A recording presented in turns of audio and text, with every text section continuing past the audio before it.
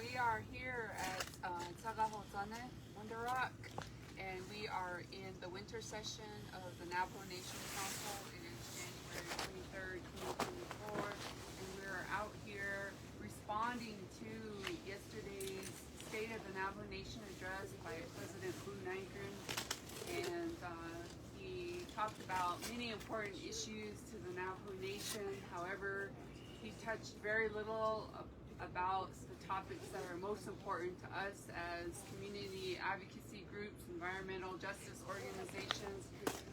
Many of us based here on the Navajo Nation. Nizhóní is based on Black Mesa, and we have a number of people that are working towards the various issues that impact Black Mesa region.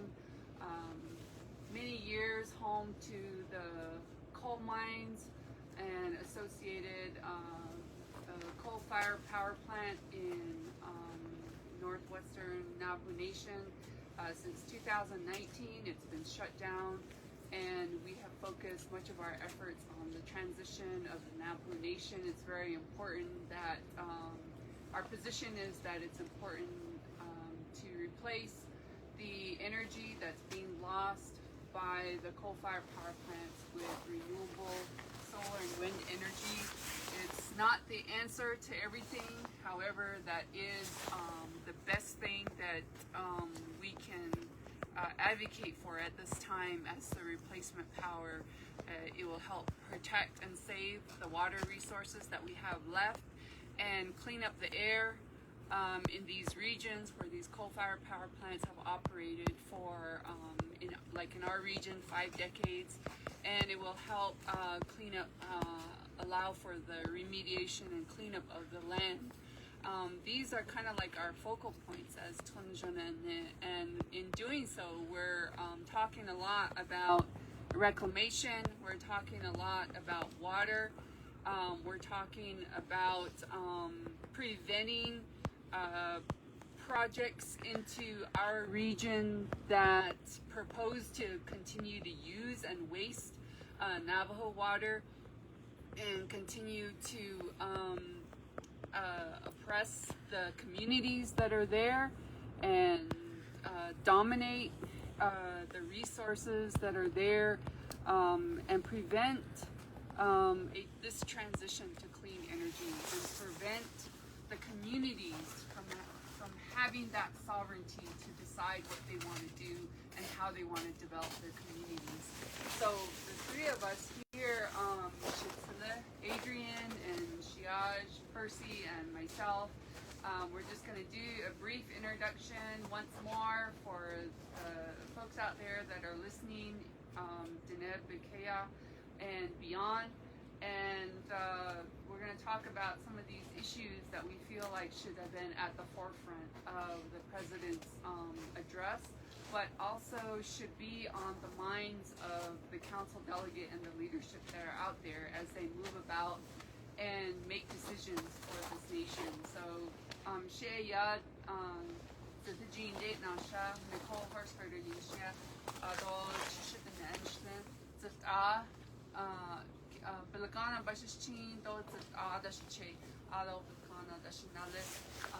so I will pass it over to Shiaj, Percy, for just a brief introduction before we get into our topics. I want a greeting to all of the listeners out there. Percy deal in here. The way to teaching Brade to Saholiga. I whole gag at the Kahast. Though, and the chisel and she able to see Nana and the Ega. She said that Nana Kia Annie that's another call at the Kahast. Hello everybody, this is Adrian again. I introduced myself in the previous session, but I'm the media organizer slash community organizer with Nizhóní, and I'm from the community of Hard Rock, which is located on Black Mesa, and yeah, I'm also the campaign lead for our efforts to oppose the Black Mesa pump storage project. So yeah, that's just a little bit about me. 其实的男人是是穿的话是轻，是可以按你但是轻到特别是你到身上是那个那个男人。Awesome. Yeah. Nana, so I'm going to go ahead and start with one of the projects that's being proposed on Black Mesa that we've been opposing. And this project came up just recently, about a year ago. We found out that some documents were filed with FERC, Federal Energy Commission, Regulatory Commission, Federal Energy Regulatory Commission, FERC. And these documents were about, we're proposing to build a hydro pump storage project that would construct 3 large reservoirs on the northern edge of Black Mesa, and also 3 more additional reservoirs at the base of Black Mesa. And I'll let Adrian talk a little bit more about that and why we oppose it, and we'll talk about the implications of projects like this to our Nizhóní region. Adrian? So with the Black Mesa pump storage project, we abbreviate it as BMPSP. That's kind of what comes up on their application, the Black Mesa pump storage project. So we shorten it down to BMPSP. So anytime you see the hashtag no BMPSP, so we're referring to the Black Mesa pump storage project. But as Nicole had mentioned, it's a pump storage hydropower project that's being proposed within the Black Mesa region and northern edge of Black Mesa. And the thing about not to be like this is unique, but this project is probably one of the first to be to be proposed on tribal lands. There are some that pump storage project that happen like on treaty territory for other tribes, and some are off. Of course, anywhere is native land, but for here, this pump storage project, it's being proposed on the reservation here in Navajo in the Black Mesa's northern edge. And so this project is huge. If you don't already know what the background on this project is, that it's proposed to use large amounts of water, 450,000 acre-feet of water. That's a lot of water. And just as Nicole had mentioned earlier, is that our region has already been impacted by coal mining. And now we have this another project coming through with the pump storage project. And so if you don't really know what a pump storage project is, like as Nicole had mentioned, on Black Mesa we have the upper reservoir that's being proposed, and then at the base of Black Mesa, on Black Mesa's northern edge, is the lower reservoirs. And so what they're trying to do is that they're proposing to generate electricity by having water flow from the upper reservoir down to the lower reservoir, and then from there pumping it back up the mesa, filling up the upper reservoirs and sending it down whenever they need to generate electricity. So that's kind of a general idea of what a pump storage project is, and this one being the Black Mesa pump storage project, it is huge. It's a huge project. And so one of the number one concerns that we're finding with this project is that the water usage for this project is just very outrageous. And that's kind of where we decided as an community group, because this is happening within the Black Mesa region, we eventually mobilized to try and get more information, make our communities more aware of this project, because a lot of us weren't. And so that's kind of where we, as Women's on and others, also jumped on this to try and do education on to combat this campaign, or this pump storage project, I should say. Yeah. One of the things that I think that the funders, people out there should understand is that in a number of places in the United States, a project like this, a pump storage project, might make sense. But in a place like Black Mesa, where the aquifer is so deep in the ground, proposing to pump up 450,000 acre-feet is just an enormous amount of water. And this is immediately after our homelands on Black Mesa have just gotten done supporting a coal mine, one of the largest strip mine in the United States, and just got done supporting it, using our deep aquifers. And so now we've got this company coming in proposing to do more of the same, taxing our deep water sources, which we, at this point in time, are really looking forward to the recovery of our aquifers before we decide to use it, in this way again. In fact, we would like to protect the aquifer until it fully recovers before we think about using an enormous amount of water again for whatever project it might be. We would like to see long-term protection of such a pristine aquifer like the Navajo aquifer. So I think this is something that the public and our leadership and the companies that are proposing these kind of projects, I think they really need to know this.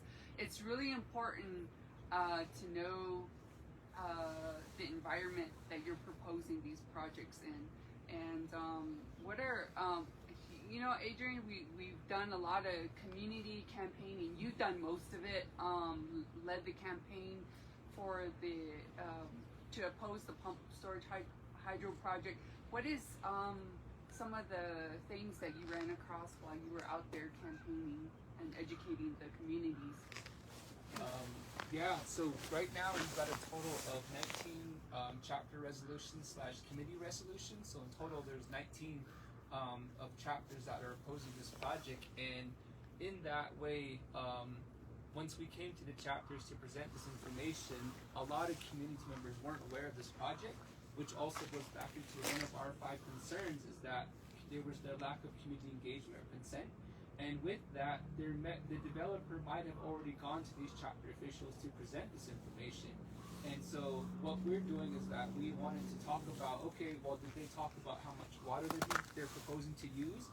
And making those correlations and connections to, okay, this much water would equate to this many 55-gallon barrels. And putting that into perspective for our communities, I think a lot of them were just like, oh my gosh, are you serious? Like, we don't even have running water in our communities, and yet we're trying to allow this company to give that water to somebody else when we don't even have running water, like a lot of us in our own communities on Black Mesa. And so that's one thing that we've noticed. And then there are a few communities that are actually in support of this project, which is actually really a bit concerning, given that I'm sure the developer has already talked to them already about what they think how this can benefit. But in the long run, this is such a huge project that it seems like there's going to be more caution, concern from it as compared to the benefits, short-term benefits. Yeah, and I know that Adrian always talks about, like he puts into perspective for communities about when mining was going full force on Black Mesa, it was using approximately, on average, between 4,000 to 6,000 acre feet of water a year. And this company is proposing to use 450,000 acre feet for the project.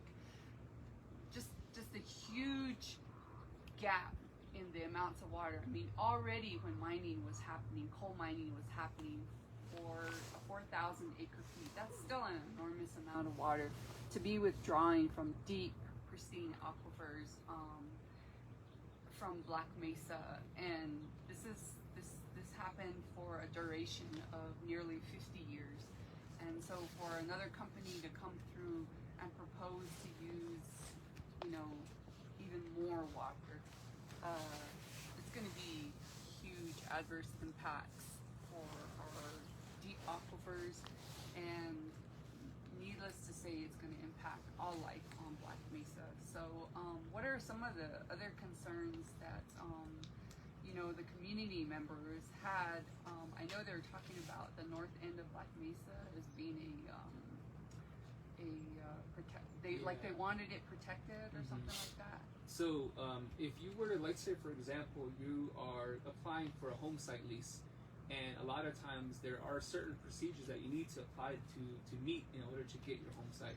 And there's a map that they put out there that says, okay, this is kind of a general map of red zones here on Navajo where you should not be developing, you should not be doing anything over there in regards to like disturbing the land, taking down trees, any of that stuff. And so if you were to look at that map and you kind of cross-reference that to the map that these developers are proposing with their application, the upper reservoir of the Black Mesa Storage Project, northeast and south, which is broken up into 3 sections, their upper reservoirs are in those red zones. And so I had talked to a community member from the White Grass area community in the Black Mesa mine site. I hate to say the mine site because it was a name before it started mining, but he expressed that one of the huge reasons I'm concerned about this project is that once coal mining happened, this place was the area was already dotted with trees and all sorts of vegetation. Once mining happened, of course, a lot of that was covered, was moved out, was taken down. And so with that disturbance, you have a shift of wildlife. So a lot of wildlife ended up moving from this already unique place to the edge of Black Mesa, which is a little bit more untouched area. And so one of the concerns that this community member expressed was he mentioned that I don't want that project going over there because we've already moved, displaced these wildlife to that edge, and if this project goes through, they're going to eventually destroy that habitat. Where else are these livestock, or not livestock, just all of them too, but also wildlife? Where are they going to go next? And so that's one of the things that was expressed through one of this community member is just the wildlife, and that place is going to be damaged if it does. And when you think about it, it's not like Black Mesa's northern edge is all flat. That's not the case. It's got different elevations, different terrains and things like that.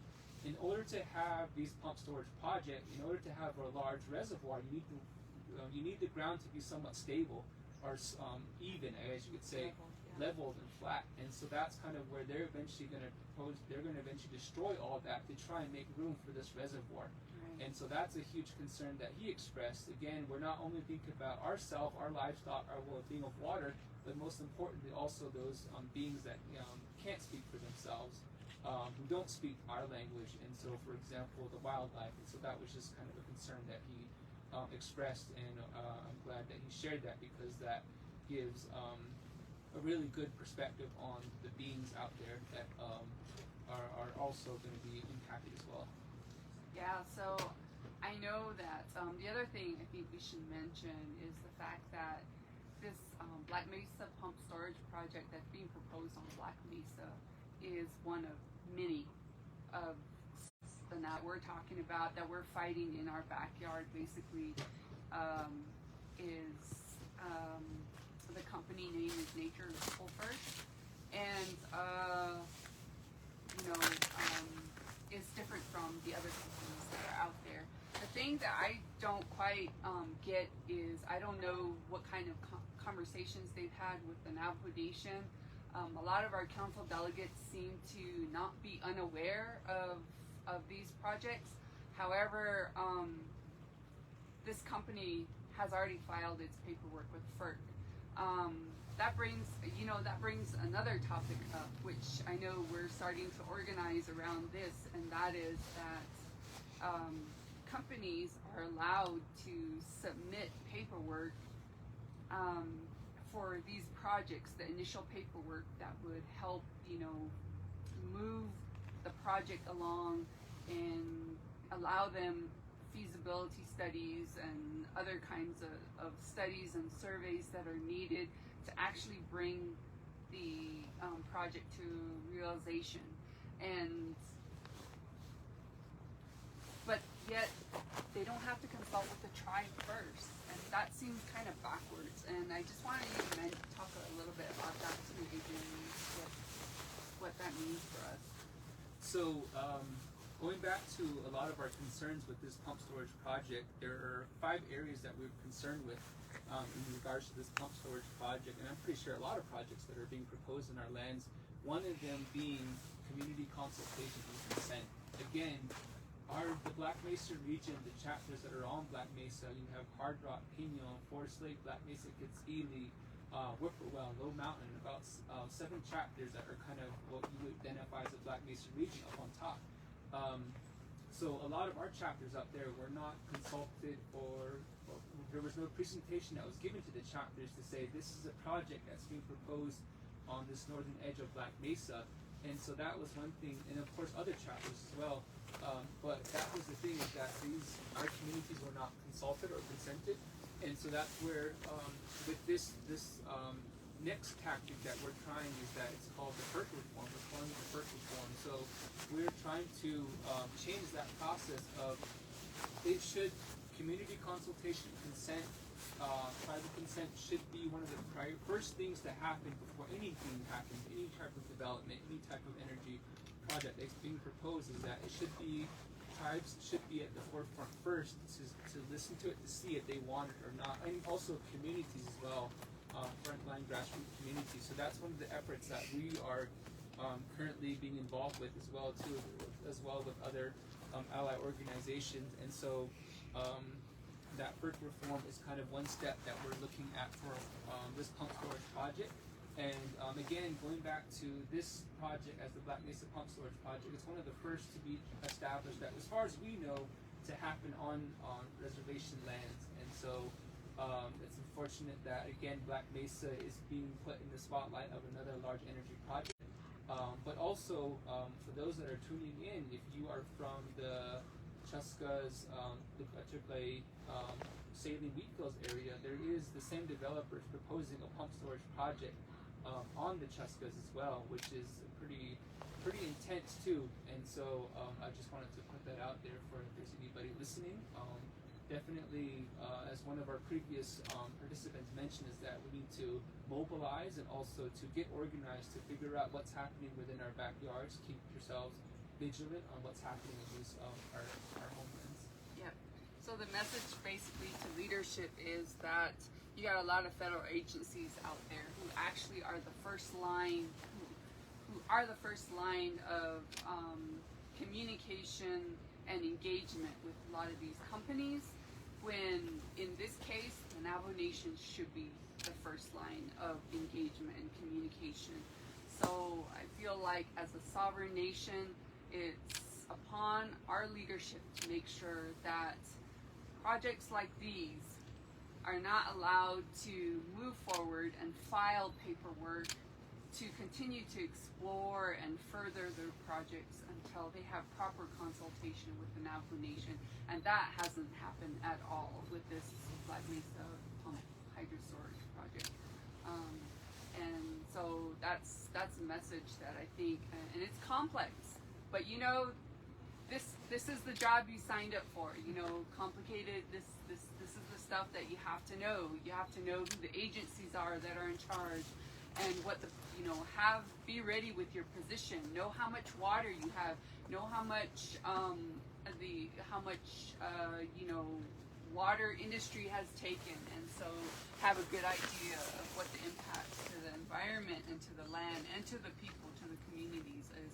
And this is how you should move forward in making your decision, instead of just looking at the bottom line for the company, which is usually just dollars, and usually just a handful of jobs. So we just have to quit making decisions like that and start being more assertive about making sure that we establish permanent homelands for the future.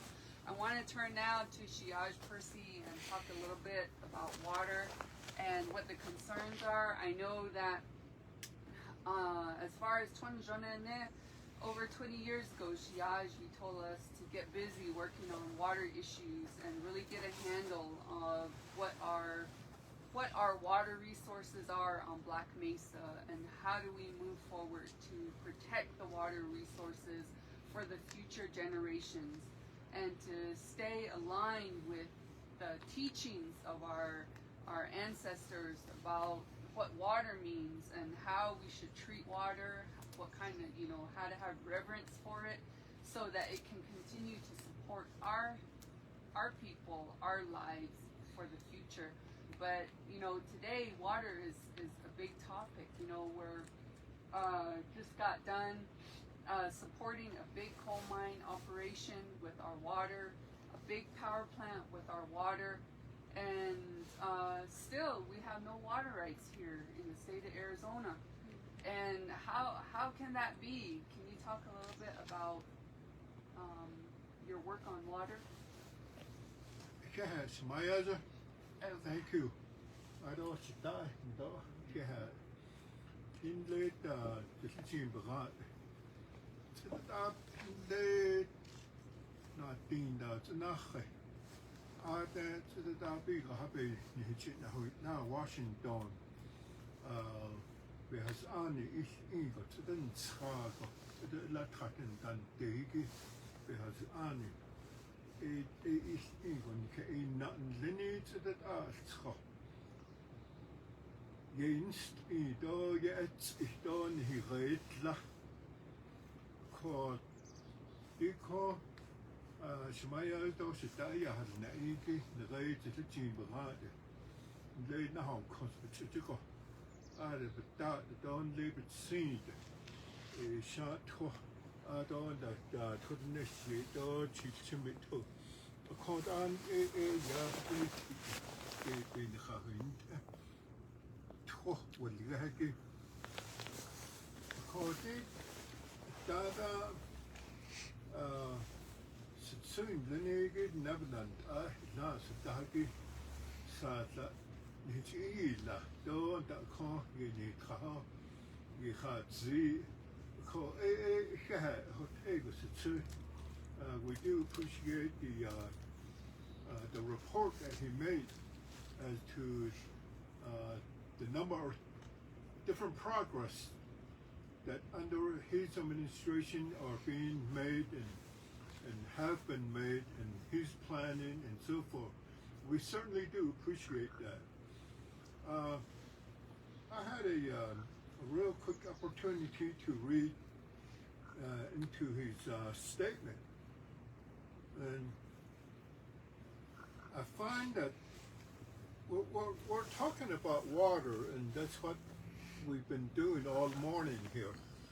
And there is a section in here that talks about water, and it's talking about the litigation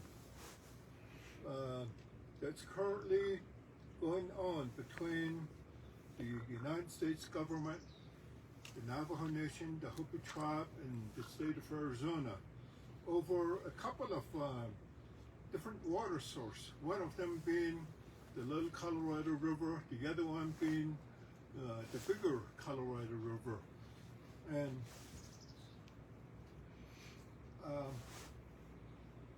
both of these been going on for, like the Little Colorado, been going on for over 30 years. 70s. And the bigger Colorado River been going on for, I guess, the early 1900s. So both have been being negotiated and litigated for so long. And in his statement, he talks about the Navajo Nation making every effort to resolve that. And according to the Department of Justice, who are really at the in the court litigating these things for us, according to them, the Navajo Nation, there's a whole lot of different parties that are involved in this. And right now, the Little Colorado is going into the second phase. And the second phase is basically focusing in on the Navajo right.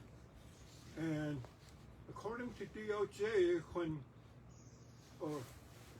it's not going to be until 2027 when the second phase is going to start rolling forward. So in my mind, and I'm not a lawyer, in my mind, that's going to take at least 10 years to come to some type of a decision by the court. And meanwhile, the people like myself, Datos, Mayazet, and our parents and our kids, what are we gonna do while these things are being litigated in court for 10 years and a decision will finally be made at the end of 10 years, and when that happens, we're going to be unhappy, and the other parties that are part of the litigation are going to be unhappy, and in all likelihood, there's going to be an appeal to a higher court. When that happens, you're adding another 10 years, which adds up to 20 more years from now. But meanwhile, the Navajo Nation does not seem to be too concerned about that. And that's where my biggest concern is that to just focus in on the litigation, trying to settle the right of our water rights, that's fine. That's what should happen. But between now and the day that it is settled, it's going to be many years. So during that time, the Navajo Nation and the president, they need to start talking to the people out there to really find out what are the needs immediately between now and so many years while the solution is coming on. The Navajo Nation needs to really start focusing in on that. You can't just let us be until the day that a decision is made. We gotta have water. Everybody knows that water is life. In Navajo. And what that translates into is, I use the example of when a mom wants to make bread, whether it be tortilla or fried bread, she needs water to make that bread.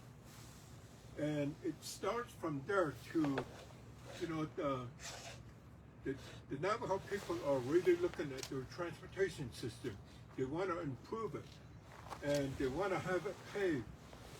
A project that big needs water. So everything from making the bread to a project as big as road construction, everything in between needs water. And that's what is meant by that's what water is life in everything. Every single day, every single night, we gotta have water. So for the Navajo Nation to just be focusing on litigating these things and trying to bring a conclusion to that, meanwhile, what about us? Those of us that are living out there, those of us that are trying to make a living out there, a large amount of attention from our administration, from our Navajo Nation Council. They need to focus in on that. They need to find the resources to, so that we would have our water on every single day and every single night. And I feel that, for the administration to just focus in on the litigation, resolving that, that's not enough. They need to focus in also on the immediate need so that, our livelihood can continue, and our kids right now, because there's no water out there, all of our younger generation, they went off the reservation down into cities because there's no job. Like I said, water, economic development needs water.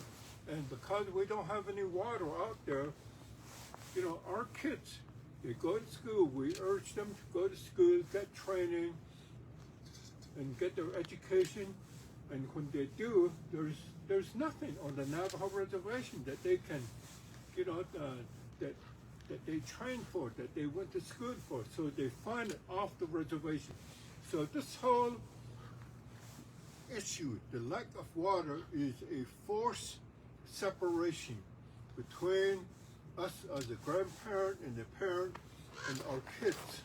And I think that the Navajo Nation really needs to start looking at that. So it's more than water.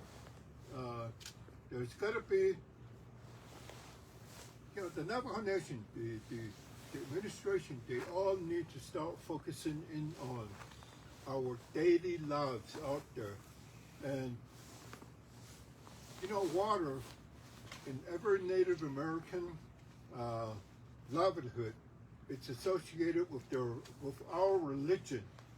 And on Navajo, there's a number of different type of religion. Every one of those religions, it requires water. Water is part of the ceremony. Water is part of the prayer. When a prayer is made, you know, there's a little cup of water that everybody shares and thank the Spirit, Mother Earth, and so forth. So water is that important to us, and the administration and the Navajo Nation Council really need to appreciate, you know, the value of water to us. Idea.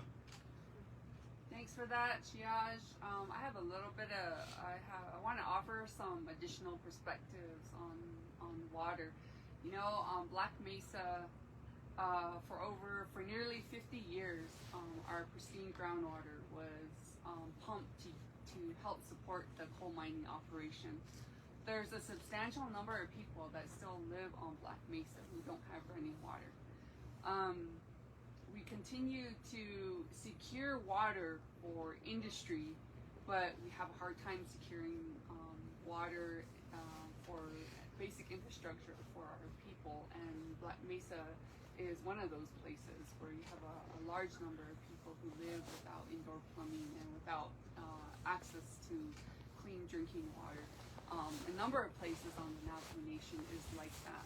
You know, but nevertheless, we fought hard in 2012 to fight against the settlement that came before us, and many of us that spoke here today were part of that larger coalition. And let me just reiterate some of the things that settlement proposed to settle for Diné people, Navajo people. One is that it gave us no quantified rights on the Little Colorado River, and I don't know how much easier you could say that. It's plain as day. It was written in the settlement agreement that Navajo was getting no quantification on the LCR. That attorneys at the time were adamant about convincing us that we were getting indirect quantification. If there's ever such a thing, it existed here on the Navajo Nation among the lawyers that were trying to sell water rights to us through this LCR agreement. We were getting zero quantification. We were getting what was called all the unallocated flows of the LCR, and that would belong to Navajo. Now that's fine. That might be fine if you're upstream, but if you're the last user downstream, what does that mean for our people?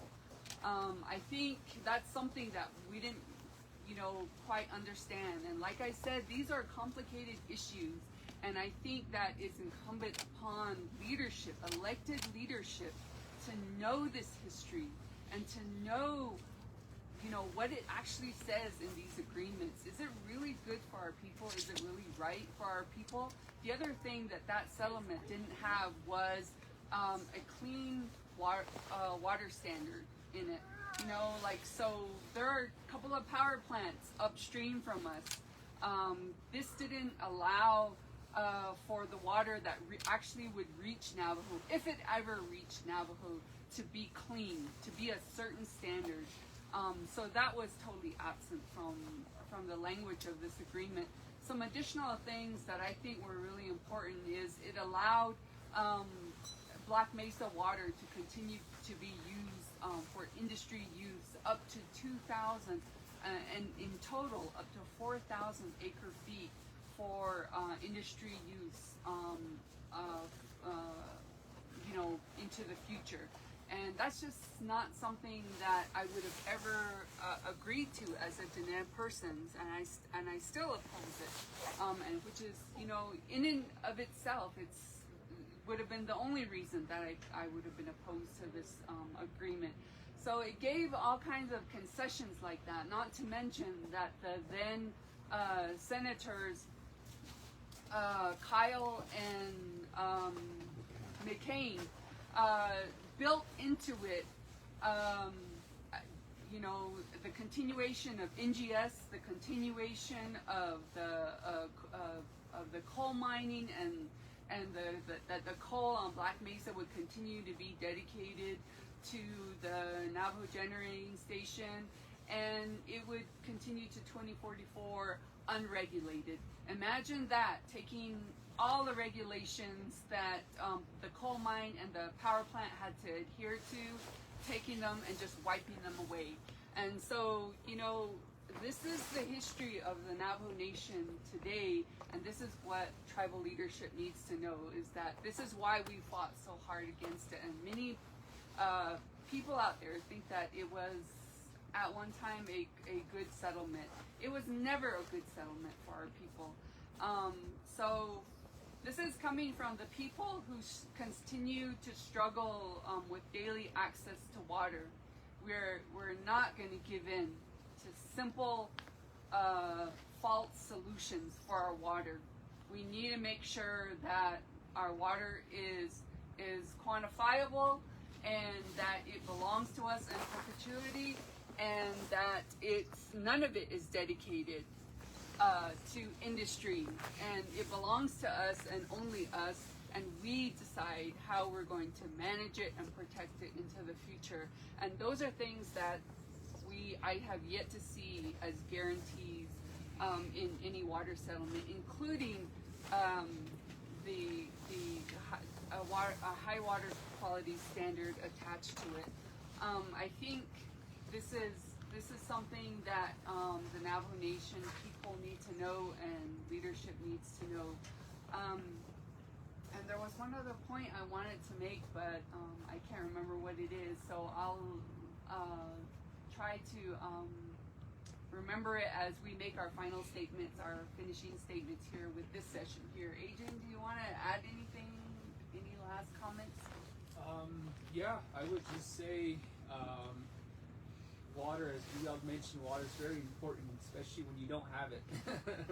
You really gain an understanding of water when you don't have it, meaning you have to haul your own water, heat up your own water, take a bath in your little bucket. I'm pretty sure we all did that, some of us.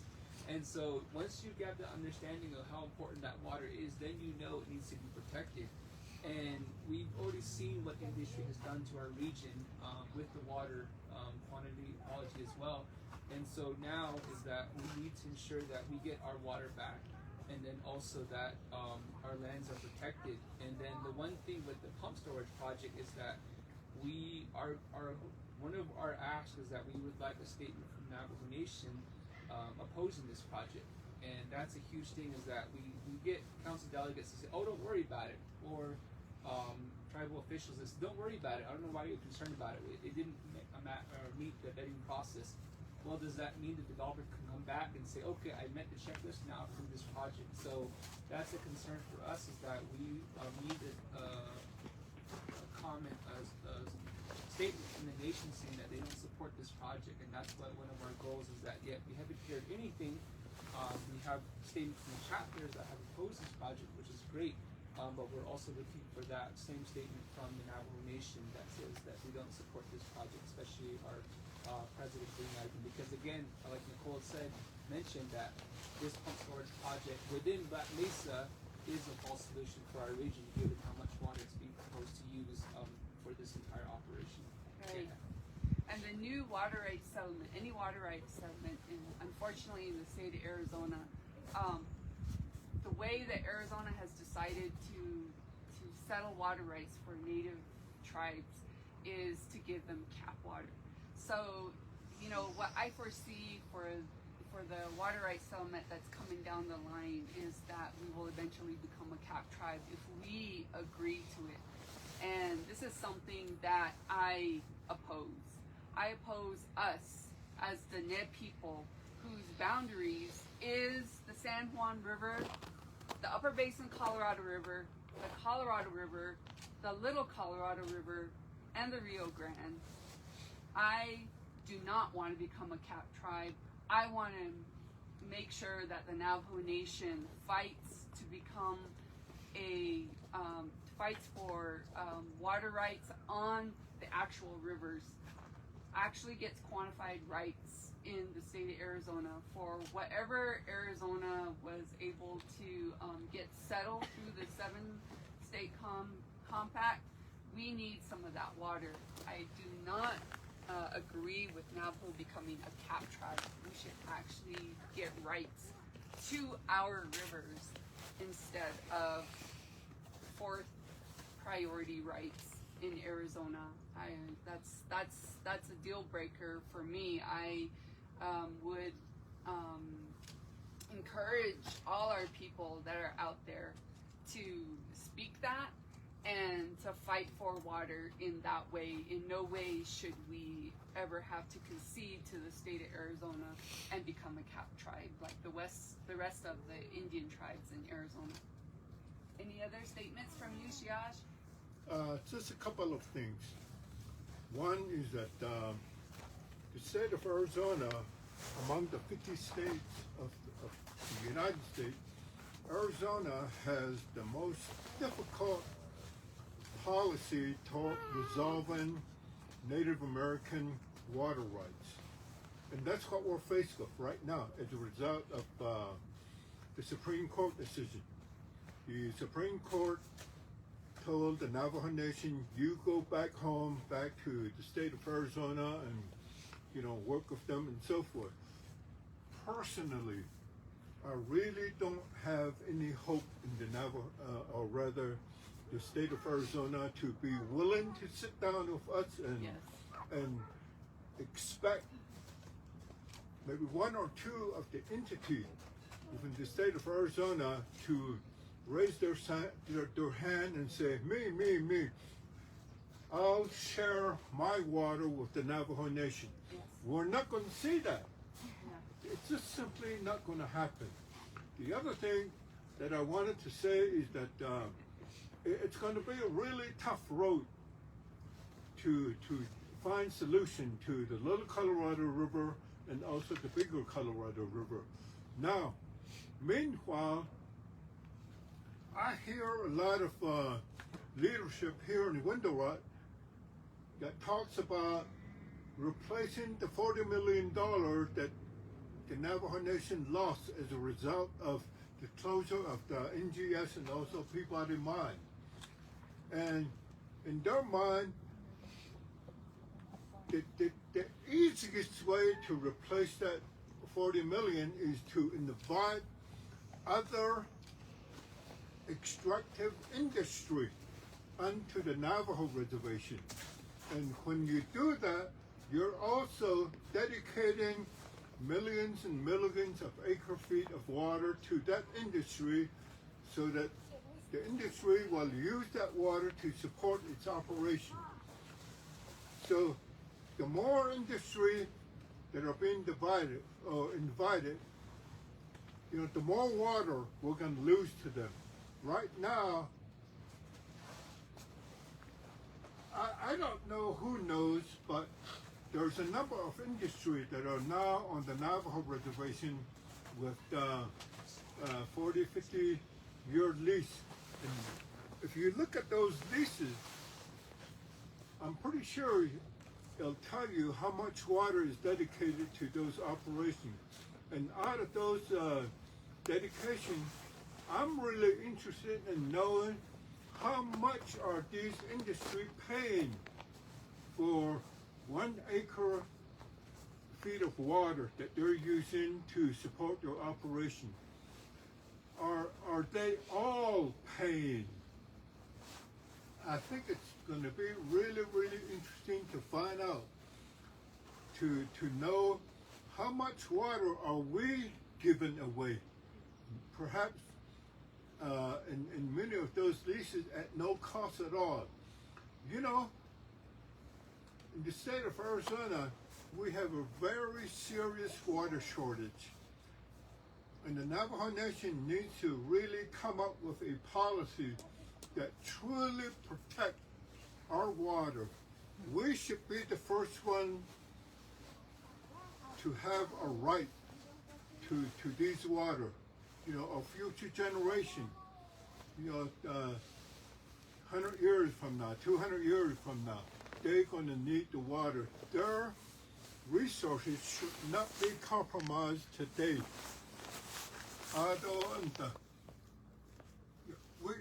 We just need a tougher water protection policy.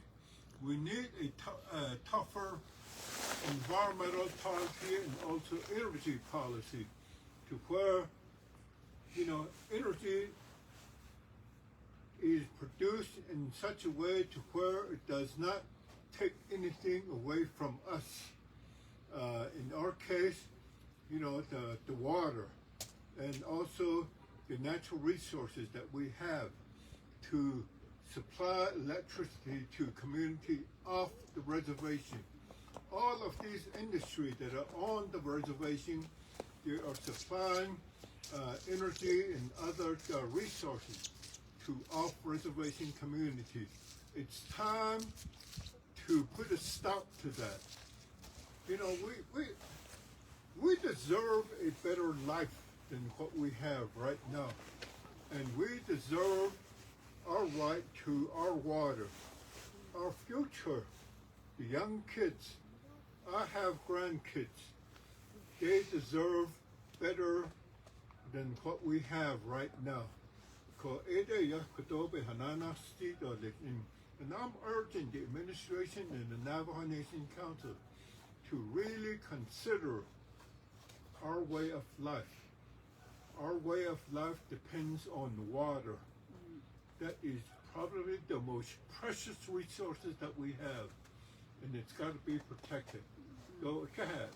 I think we're going to end this session now, and we want to thank all the listeners out there for listening to this little segment on the Black Mesa Pump Storage Project and about water on the Navajo Nation, and how Percy talked a little bit about water.